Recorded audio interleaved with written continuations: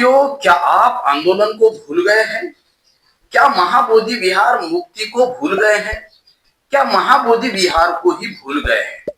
मुझे तो लगता नहीं कि आपको इस बात का क्या ज्ञात है, या इस देश में कोई महाबोधि विहार का मुक्ति आंदोलन भी चल रहा है, यह बात कोई याद होगा आपको। वैसे ही दिखाई दे रहा है, क्योंकि सब लोग आप अपने घर में अभी मजे में हैं। कोई सड़कों पर उतरने के लिए तैयार नहीं है, कोई भी आंदोलन करने के लिए तैयार नहीं है। कुछ जगहों पे जिस प्रकार से आकाश लामा जी और उनके साथी सभी जारी है उनका आंदोलन, लेकिन आप क्या कर रहे हो, मैं आपसे पूछ रहा हूं। जो घर में बैठ करके रोटियां तोड़ रहा है, जो बाबा साहब ने दी हुई, वह आदमी क्या कर रहा है, यह मैं पूछना चाहता हूं। क्यों कि यह इतना बड़ा आंदोलन है, उसमें आपकी क्या भूमिका है? इस 3 साल से आंदोलन चल रहा है और जो आंदोलन 1 साल से तीव्र हो गया है, इस 1 साल के भीतर आप में से कितने लोग इस आंदोलन में सम्मिलित हुए और इस आंदोलन को आगे बढ़ाने में आपकी क्या भूमिका रही, यह कमेंट करके जरूर बताएं। और मैं उन लोगों को बताना चाहूंगा जो भी आज तक इस आंदोलन में शामिल नहीं हुआ। अगर नहीं हुआ तो आपको आपके घर से निकलना है और इस आंदोलन के लिए आपके तहसील में, आपके जिले में जो भी आपको जिस पद्धति से भी आंदोलन कर सकते हो करना है। और उसके लिए बाकायदा आंदोलनकारियों ने, all India Buddhist forum and all India Buddhist organisation ने इसका सब कुछ आपके सामने रखा हुआ है। जैसे कि लेटर्स भेजो, पोस्ट कार्ड्स भेजो, आपके मुख्यमंत्री को भेजो, प्राइम मिनिस्टर के नाम पर भेजो, राष्ट्रपति के नाम पर भेजो और बिहार सरकार के नाम पर भी भेजो, ये भी दिया है। तो कितने लोगों ने इस पोस्ट कार्ड को लिखा है? 50 पैसे का पोस्ट कार्ड लेकर के, लिख करके आपके पोस्ट ऑफिस में जाकर के आपको अगर नहीं डालना होता है तो फिर आप खुद को अंबेडकरवादी या खुद को बौद्ध होने पर शर्म आनी चाहिए इस बात की। इतनी सी बात अगर हम नहीं कर सकते। लोग दिल्ली तक जा रहे हैं इस आंदोलन में, लोग जा रहे हैं बिहार तक जा रहे हैं, लोग पूरे तमाम देश में घूम रहे हैं, जो घूमने वाले चंद लोग। लेकिन आपकी भूमिका, आपके बल के सिवाय आंदोलन सफल नहीं होगा। आपके ताकत के बगैर ये आंदोलन सफल नहीं होगा। आपने दिए हुए धन के बगैर ये आंदोलन सफल नहीं होगा। ये बात मालूम होते हुए भी आप चुप कैसे घर में बैठ सकते हैं? हम सबकी जिम्मेदारी यह है कि इस आंदोलन को सफलता की ओर लेके जाना है, इस आंदोलन के पीछे डटकर खड़े रहना। 26 तारीख को ये आंदोलन मशाल मार्च दिल्ली में होने वाला है, तो आपकी जिम्मेदारी बनती है इसके लिए आर्थिक मदद करना, या हो सके तो आप भी वहां तक पहुंचना। सबसे ज्यादा तो महत्वपूर्ण यह है कि आप वहां पर पहुंचना। लेकिन इस बात की तो किसी को खबर ही नहीं दिख रही है, इस बात की तो चेतना किसी में दिख नहीं रही है, इस बात की तो किसी को फिक्र दिख नहीं रही है। इस प्रकार से कुछ पिछले 4-5 महीनों से मैं देख रहा हूं, लोग आप अपने कामों में व्यस्त हो गए हैं। साथियों, जो बाबा साहब ने महाड़ सत्याग्रह का सत्याग्रह किया था, चौदार तालाब का सत्याग्रह किया था, वहां पर बाबा साहब ने आदेश दिया था कि आपको 3 दिन के खाने की सामग्री खुद लानी होगी। बाबा साहब के उस एक आदेश से लोग के पैसे से आए और साथ में 3 दिन का खाने का सामग्री लेके आए, खुद बंदोबस्त खाने का करके आए।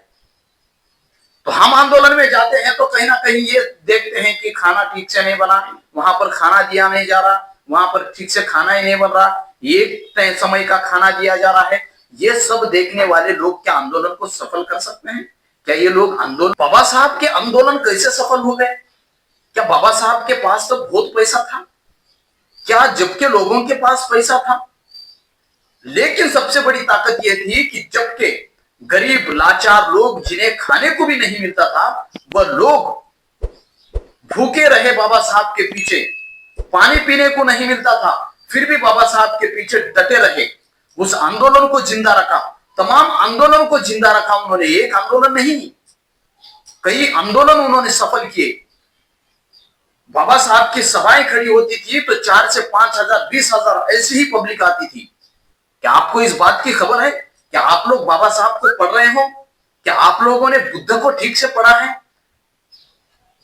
बाबा साहब, बुद्ध की एक धार्मिक क्रांति ही नहीं थी, बुद्ध की एक सबसे बड़ी, दुनिया में सबसे बड़ी सामाजिक क्रांति थी बुद्ध की। सामाजिक बदलाव था बुद्ध का भी। क्या इस सामाजिक और धार्मिक बदलाव में आपकी कुछ भूमिका रहेगी? आप इस देश में जीरो पर आए हुए हो, शून्य पर आपको लाया जा रहा है, आपका तमाम हक अधिकार छीना जा रहा है, आपको फिर से गुलाम बनाने की पूरी तैयारी हो चुकी है। बस एक इशारा काफी है, आप गुलाम बन जाओगे और आपका अस्तित्व मिट जाएगा। यही प्रयास हो रहा है कि महाबोधि मुक्ति आंदोलन को तोड़ने का और किसी भी हालत में उस महाबोधि विहार को मुक्त न होने देने का। इस महाबोधि विहार को शिवजी का मंदिर, वहां पर शिवलिंग है, यह घोषित करने का ही प्रयास चल रहा है। क्योंकि लड़ाई ही यह है बुद्ध को समाप्त करने की इस देश में, और लड़ाई ही यह है कि पाखंडवाद को और मनुवाद को समाप्त करने की। इस दोनों लड़ाइयों में बुद्ध की जीत हुई थी, बुद्ध ने पूरे विश्व को जीता है। लेकिन क्या आप लोग उस बुद्ध गया को जीत सकोगे? क्या आपके अंदर वो है ऊर्जा? क्या आपके अंदर की वो चेतना जागरूक है? अभी जो 100 साल पहले लोगों ने आंदोलन करके महार सत्याग्रह को जीता, कालाराम मंदिर के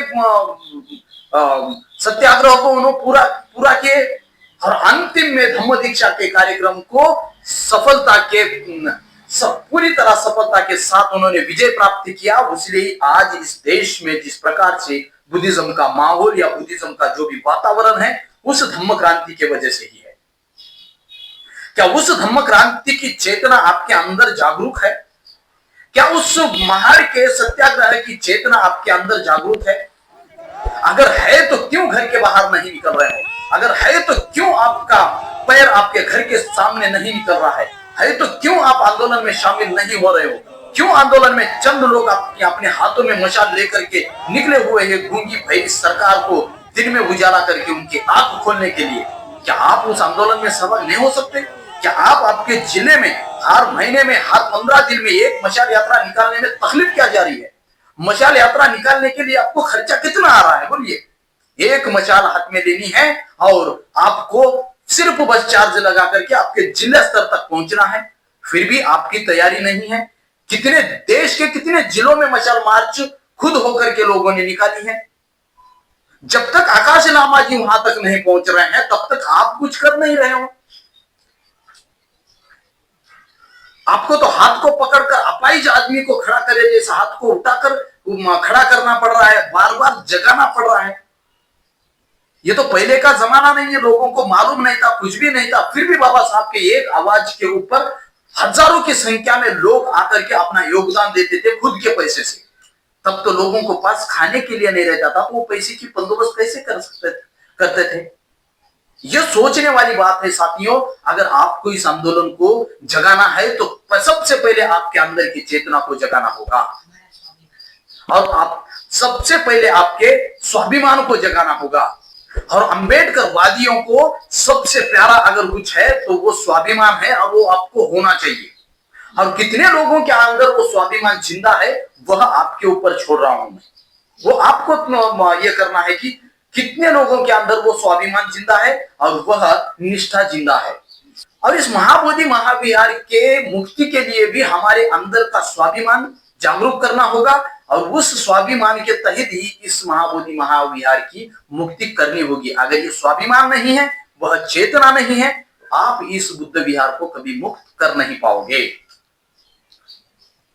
क्योंकि इस देश में अल्पसंख्यकों को न्याय मिलने वाला नहीं है। इस अल्पसंख्यकों को इस देश में मिटाने की कोशिश चल रही है, इनको गुलाम बनाने की कोशिश चल रही है। तो क्या आप गुलाम बनने के लिए तैयार हो?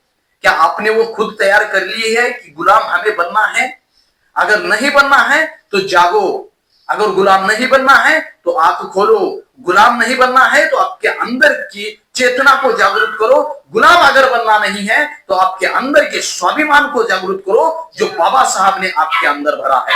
अगर वो स्वाभिमान मर चुका है तो निश्चित है कि आने वाले समय में आप और आपकी पीढ़ियां गुलाम बनने वाली है। आपके आंखों के सामने बाबा साहब को मिटाने की बातें हो रही है, बाबा साहब के समाज को मिटाने की बातें हो रही है, बुद्धिज्म को खत्म करने की बातें हो रही हैं।